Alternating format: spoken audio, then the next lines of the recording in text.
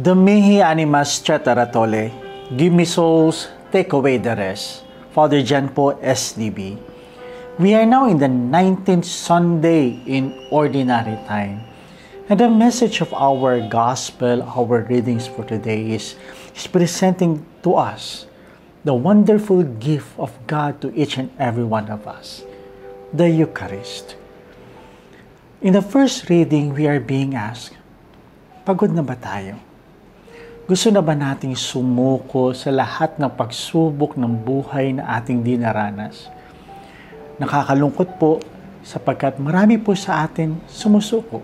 Hindi na kinakaya ang mga pagsubok at paghihirap sa buhay na ito. Like the prophet Elijah, he begged the Lord, Lord, I just want to die. I cannot do this anymore. But in his agony, sa kanyang suffering, yung gusto niya na sumuko, the Lord provide something for him.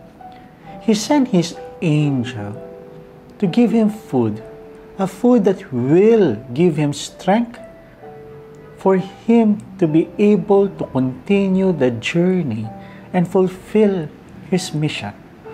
No? And Elijah received this food and was able to fulfill his mission. Ang sinasabi po sa ating unang pagbasa is that God understands our needs. Alam niya ang ating pangangailangan. And He will always provide for us. Kung kaya nga po, ang ating Ebanghelyo, taken from the Gospel of John chapter 6, verse 41 to 51. Dito naman po, sinabi ni Jesus, I am the bread of life. Anyone who receives me will find life, will never experience death. Ano po sinasabi dito? We are receiving the most wonderful gift of God to us, and that is Jesus in the form of the Holy Eucharist. Kung kaya nga po tayo mga Kristiyanong, tayo mga Katoliko, we receive the Lord in Holy Communion because this is our faith that with Jesus, we will be able to endure all these trials in our journey through life. Ito po yung binibigay sa atin ng Panginoon because alam niya hindi natin kakayanin.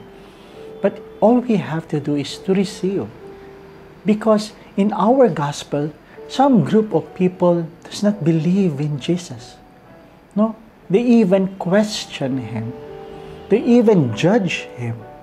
But Jesus keep on offering Himself to us. Kasi ganun po ang nangyayari sa atin.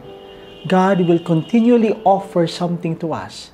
He will continue to offer Himself for us to be able to endure all these trials. No, handa siyang ibigay ang kanyang sarili to guide us, to provide for us, to strengthen us in this journey. Pero we have to make a choice. We have to make a decision.